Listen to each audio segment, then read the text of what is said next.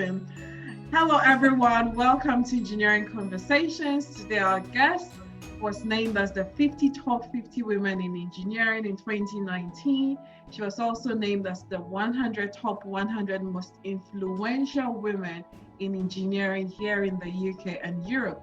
She's also an avid STEM ambassador, and I can definitely assure you, if you have a STEM activity and she has some free time in her schedule, she's very likely to sign up to help you with your STEM activity. Everyone, welcome Billie to Engineering Conversation. Thank you for that introduction. Yeah, that was really, really nice. Thank you for your nice words. You're welcome to Engineering Conversation. So before we start, I have a few quick fire questions for you. What was the last TV series or show that you watched? So over the Easter bank holiday weekend, I just finished watching the Queen's Gambit. I'm a bit late to the game, but I really enjoyed that, and I'm still making my way through. I sort of do like an episode every couple of days, and making my way through the Formula One Drive to Survive, which is quite good because you sort of see the behind the scenes and the drama that might unfold that between, like, the rivalry between people that you don't necessarily see when you're watching it on TV. I haven't seen both of those. I haven't seen the Formula One, but I've watched Queen's Gambit. I think it was around Christmas that I watched that one. That was really good. Yeah, I thought it was quite refreshing to see. I mean, as sad as it sounds, sort of thing, but a woman being celebrated for being extraordinary without being. I think often the storylines include them being downtrodden or sort of almost abused for it, but she was celebrated for it, which I thought was really nice to watch. I also like the fact that it was chess, because people view chess as sort of like a man's sort of game. Yeah, I've seen so many men that play chess, but it was just lovely seeing a woman step out of what would society would typically say it's a game not necessarily for women. So that was lovely to see. What is the last book that you read? So I'm currently reading, I can pull it out for you actually, because I don't put anything away, so I've got them next to me on my desk. Currently reading Homegoing. I'm about halfway through that, and I'm really, really enjoying that. But I guess the last book I finished reading was Mariah Carey's autobiography, The Meaning of Mariah Carey. I'm a big Mariah fan, and enjoyed reading that as well. I didn't know Mariah Carey had an autobiography, but... No, I think it came out about 6 months ago. I got it when it first came out, and I've only just sort of got around to reading it, but I whizzed through it. It was really, really good. I'm definitely a Mariah fan, so I didn't know how much I'd actually learned from it, but she talks about sort of her upbringing and a lot of things that I at least hadn't heard about before. So yeah, it was really interesting, I thought. With today's conversation, what inspired you into engineering? I guess I didn't really take the typical route that a lot of people do. I mean, I always enjoyed the STEM subjects at school. I was quite sort of strong in physics and maths, and I think when you're strong at a subject, you sometimes enjoy it a bit more, at least in my experience that was. But from there, so sort of during school, I looked into different things that I could possibly pursue a career in. My school, if you were good at science, they encouraged you to go into the medical field. And I was never, as much as I have obviously a great appreciation of that field, I was never that inspired by that. I mean, I don't think I was clever enough, to be honest. I'm definitely too squeamish. I don't like blood or anything like that, and I'm too emotional as well. I did actually do a week's work experience that was organised sort of through the school at a hospital not far from where my mum worked, and I remember she used to pick me up. So this was when I was 14 or 15. She picked me up every day, and I'd cry the entire way home because like I said, I just wasn't cut out for that field. But so then I pursued A-levels, and I did some sort of STEM subjects in my A-levels, and that's where I started to hear more about engineering in my physics lessons mainly, I guess, and it just sort of started to fall into place from there. Okay, interesting. So with doing your A-levels in mostly STEM subjects, how did you transition from that into engineering? Or at that point were you certain, I'm doing engineering and nobody's stopping me at this point? No, I didn't know at all sort of during my A-levels. As I said, I enjoyed science, and I think that's that natural sort of, if you enjoy it, you can often do well at it because you try a bit harder with it. So I did STEM subjects. I did physics, biology and maths at A-level, and I'd always just thought I'd go to university, although I wasn't sure what I wanted to do at that point. I thought it would go A-levels and then university, at least in the typical route. But when my AS level grades didn't quite go as expected, I had a little bit of a wobble, and I thought, oh my gosh, is uni what I want to do? Do I want to carry on with education straight away, straight after school? So I started to look into different routes that I could take, different options, and I actually did work experience. I did the engineering taster week at the company that I work at, which is BAE Systems. They run like an engineering taster week, which is a week of activities, and it's meant to inspire people into engineering, which it really did for me. And it was there as well that I first heard about apprenticeships and the apprenticeship scheme that they ran.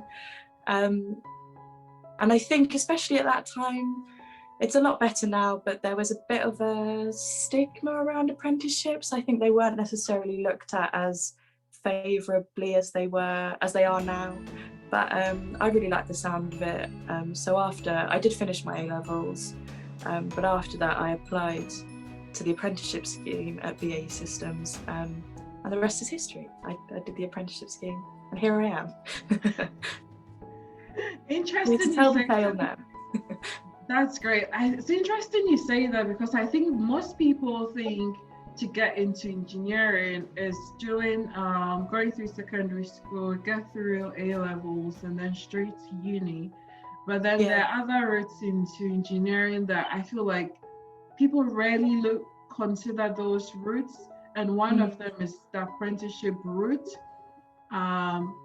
Like you said, now I think lots of companies are picking that up and then trying to recruit students, at least from that A-level stage, from that, and that's supposed to do the 3 or 4 year degree, and then do the 3 or 4 year engineering degree first to get engineering. But there are various routes in which you can get yourself into engineering. So that's very good. You mentioned that your route was through the apprenticeship route. And the other thing you mentioned that I liked too was that the taster sessions that you went for.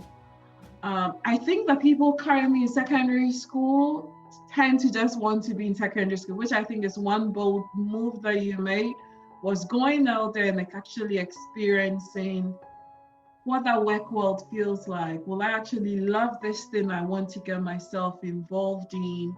Because if you didn't like it, I'm sure you'd have been like, okay, I've tried it, I've seen what it's about, I don't like it, let me go look up what else I can do for my interest. Exactly. And I always tell people, I think the best way to find out if you like, or conversely don't like something, is by trying it. And I know it's a bit harder now, obviously during the pandemic, but trying things out, whether that's work experience or even just networking and speaking to people within different fields, so you get that first-hand sort of opinion and advice, I think is the best way. Like I said, I just had no clue what I wanted to do for so long, and I was sort of tempted by the medical route, but I found out I didn't like that by doing that. And that week of work experience that I did was by no means wasted time, because I found out that I didn't want to do that, and that was one thing I could scrub off my list. And from there I looked into other things, and then, like I said, that was engineering, and I thought,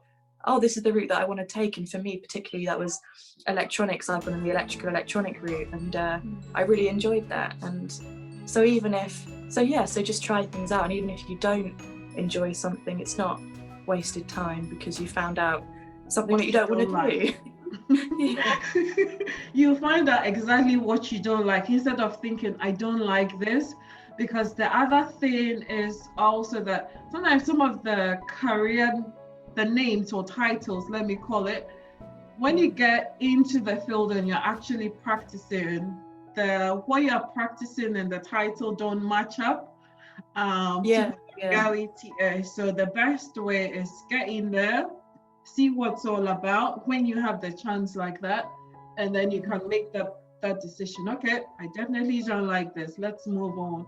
And I think exactly. we're very bold in taking that step, because I think most young people coming up are quite I don't want to use the word fear, but they are sort of scared to try new things, or just Yeah, step out of what is known as like the normal, or so that's what I feel like, that's what most young people currently are kind of scared to do. So yeah, yeah. currently in your role as an engineer, what do you do? So I work in electronics. The site that I work at is electronics, specifically hardware engineering, specifically components. So at the moment, I sort of more recently in the last 6 months, I work within obsolescence management. So within that, I work with project managers and teams of engineers, as well as customers and suppliers, the procurement and buying team. So I monitor the parts for obsolescence to ensure that they're still readily available, to help mitigate the risks that obsolescence can have when it does happen. So day to day, it's a lot of analysis, it's a lot of networking and speaking with people, and then when things do go wrong and products or components are discontinued, it's then problem solving. And working again with the teams of engineers to come up with a solution, whether that sometimes can just be a drop-in replacement, you could just buy another part from a different supplier, but sometimes, and arguably the most interesting part for me is not the ideal situation for the project, but because that involves sort of redesign of the circuit, and that's when you can sort of get into the nitty-gritty circuit design sort of things. That's lovely. It looks like you do lots of things in your Yeah, sorry, I'm not sure I explained it that well, but what would you say is the most challenging part of your role? of my role, I think for a while I do a lot of networking and I have to speak to a lot of people, and for a while my own sort of self-confidence I think got in the way, or lack of self-confidence, and I found talking to different people, especially people I didn't know, quite challenging, and then I think being a woman in engineering as well, it can seem quite intimidating, it can definitely seem daunting, but everything else, and that's the benefit of the apprenticeship, you're taught on the job, so you're not expected to know anything sort of the first time you try it, you're taught that, you're trained up. So yeah, the most challenging part is talking to people, essentially, as someone who can be quite shy. Okay, so communicating, but I think communication, at least in engineering, is like in different stages. So written communication, where you're writing, verbal to either your other colleague engineers or non-engineers who could also be on a project that you're working in, and that becomes almost a tool basically for your everyday work as well. Yeah, I mean, and for sure, like now I have no issue with that, with speaking to people and communicating with people, especially because engineering is so collaborative, you kind of need to, don't you? But so that's sort of where I don't think I explained it very well, but a lot of the time the biggest challenge was myself, where I'd overthink things in my head, and my sort of self-confidence would panic about it, and I'd think, oh, I've got to speak to 20 people today. But the more you do it, and again, sort of as we're again touching on sort of what we said earlier, you've just got to try it, and the more you do it, the better you get at it, and the more confident you become. That's very true. I think I was at some point in my career, I was also like, I didn't want to talk to anybody. Like, if you had to give me a role, do the quiet thing on the side, I'll do the quiet thing on the side. Like, but then it gets to a point that you realize that you cannot run away from communication. You have to go out there and talk. So for me, I could literally feel my heart beating. Yeah. Like your heart is beating, you start sweating a little bit, but then you do it the first time, you do it the second time, then it starts to get, it's still not the thing you always want to do, but you realize that it's part of the job. So you just get on with, As you become more used to it, it just becomes a lot less daunting, I guess. And now I'm more than happy to just, if I've got a question, I'll pick up the phone and I'll ring someone I've never spoken to before without even a second thought. But before that, would always be the task I'd put off and I think, oh, I'll do it later. But now you save obviously so much time and effort as well if you just communicate properly. Through your work as an engineer, aside, do you only interact with engineers, or you also have the opportunity in your current role to interact with non-engineers or even stakeholders? Yeah, no, I interact with a wide range of people. I work most closely with a team of engineers of different levels and seniority as well every day. Even when working from home, I sort of work from home 90% of the time now. Which is another area, of course, technology, another great feat of engineering. But yeah, the great thing about engineering as a sector, as a field, is, as we touched on earlier, is that it is so collaborative, and where I work across different projects, each project has a range of engineers from different disciplines. So I said, for example, I work within hardware engineering. So we consider the hardware, the circuit design, but we closely work with the software engineers who obviously do the coding, the mechanical engineers who'll put all the physical parts together, the systems engineers who will then oversee the whole process and make sure that it all works together. And I collaborate with these people most days, if not every day. And then conversely, especially in my role now, I work with the procurement teams where we're buying in products. We work with the finance teams because obviously every project you've got has a budget to work to. And then also customers and suppliers as well. So that's a really wide range of people. That's a really wide range of people. I forget that I even work with that many. It's only now sort of that I'm thinking about it.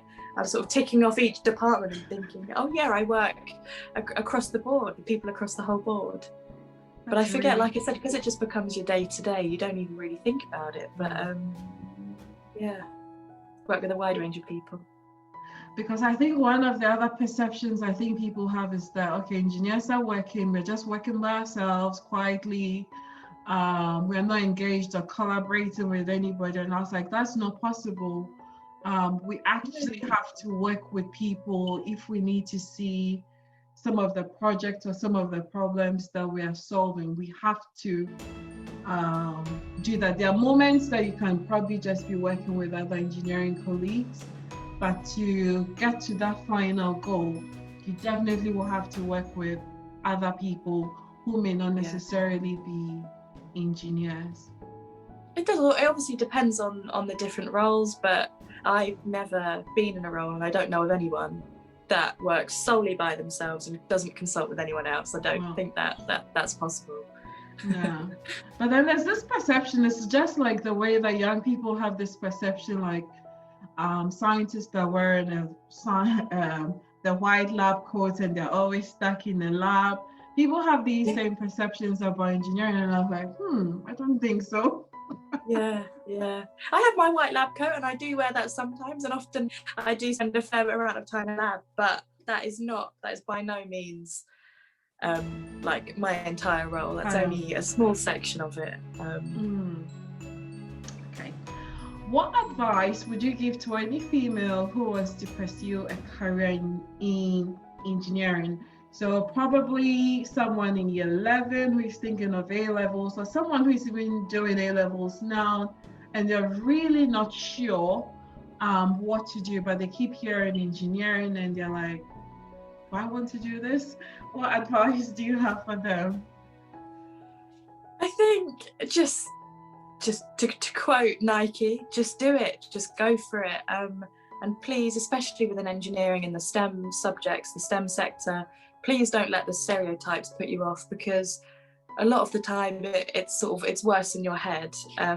Plus, there's no greater way, I think, to prove people, men particularly, wrong than by thriving and doing what you love. But But my main advice, I think I sort of mentioned it earlier, is just to network and try things out. I wouldn't have even known what engineering was really if I hadn't have networked and attended some work experience. I don't have any family with an engineering background or even science background.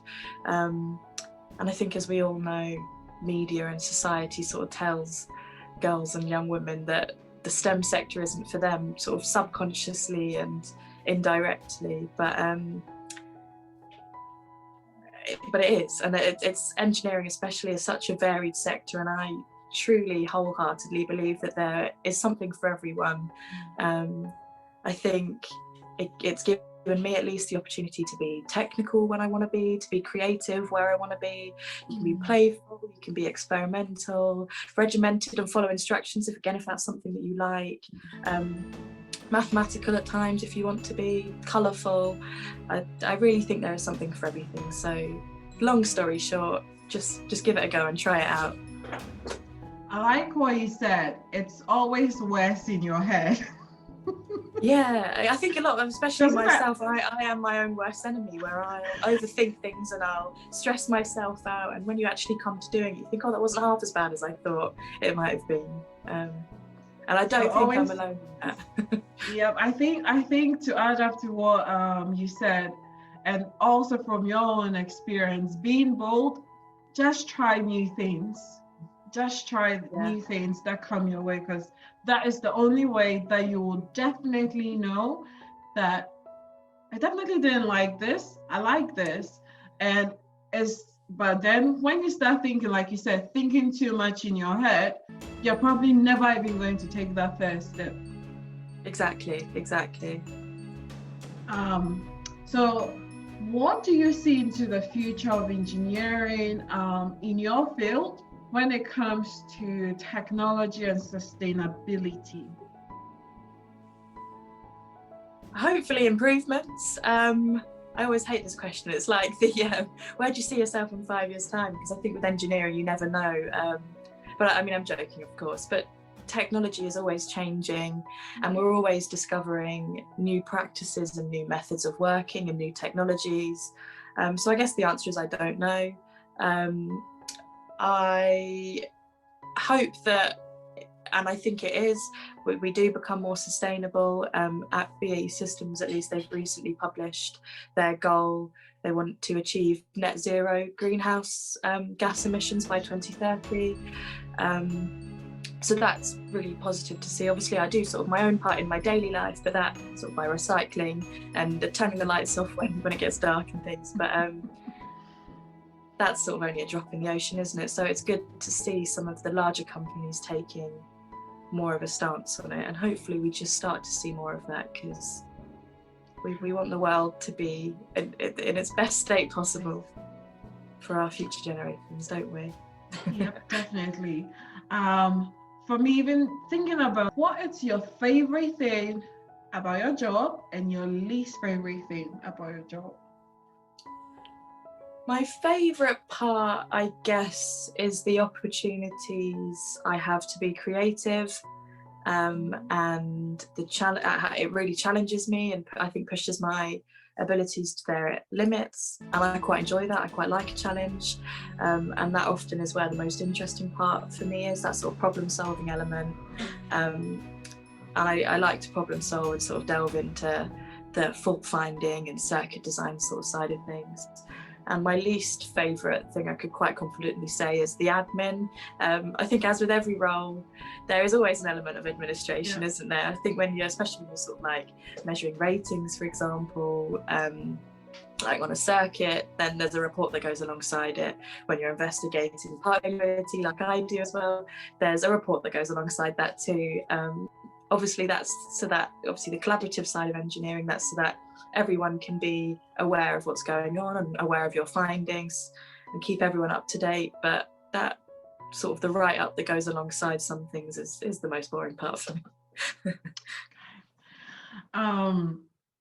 You mentioned something about creativity. How does creativity look like in engineering? Because most people associate creativity with the arts, and not necessarily with even in STEM. So how does creativity look like in engineering?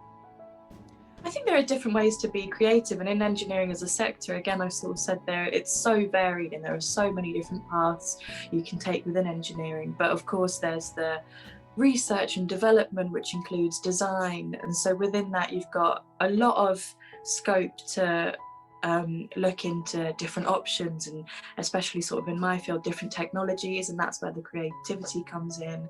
The problem solving, you've got to think up loads of different ways to solve a problem, and practices of working. And it's always, again, another benefit of technology is that it's always changing, but with that you need creative people and solutions, and people that can adapt, and so that we can keep moving forward and we can keep sort of remaining at that forefront of technology.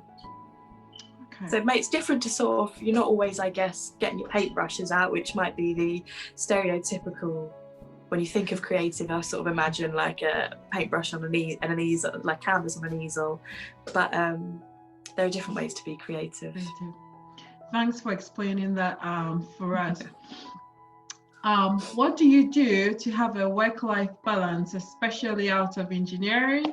And then if you can share with the audience something that you do that we'll be quite surprised to find an engineer involved in.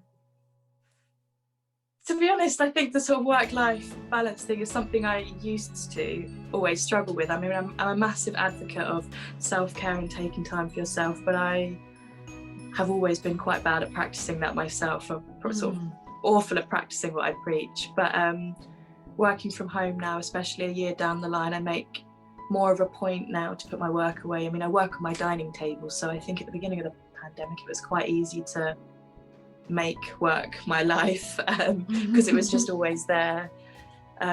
So now, I mean, it was about sort of 6 months into the pandemic, I made sure, because I could feel it sort of affecting me, but I make sure now to, as I said, put my work away, shut my laptop down, put it away in the evening, just so that I'm sort of like closing that in my mind, and I'm not working late into the evening. And then what was the second part of the question? Is something that people might be something that you do that we will be quite surprised to find you involved in as an engineer. Oh,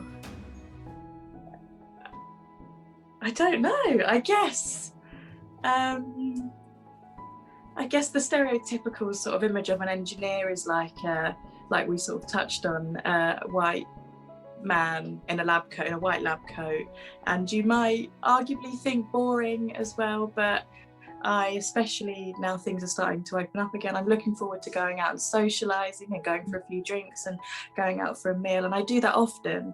And again, making sure I've got that work-life balance means I've got time to see my friends. It feels funny talking about it now because I've had a year of barely seeing them at all.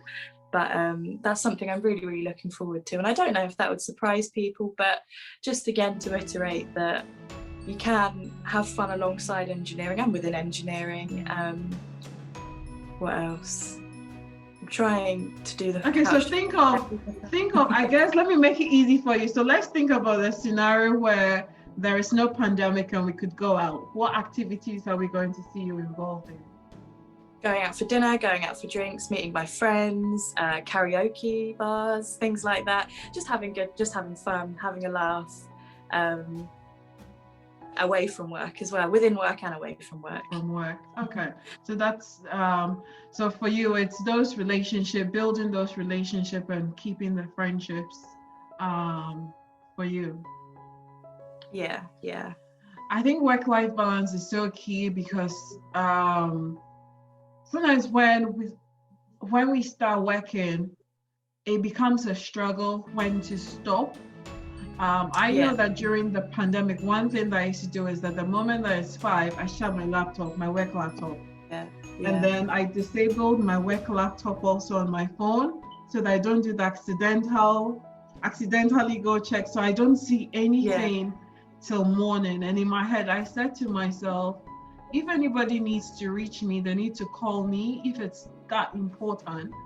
they need to call me. Otherwise, there were days, I think initially, there were days that I'll just be on my PC and I'm just there, and it's 6 to 7 because you don't even realize how much time has passed. But now I'm very, very, when it's the end of the workday, we are done. We don't touch it till the next morning.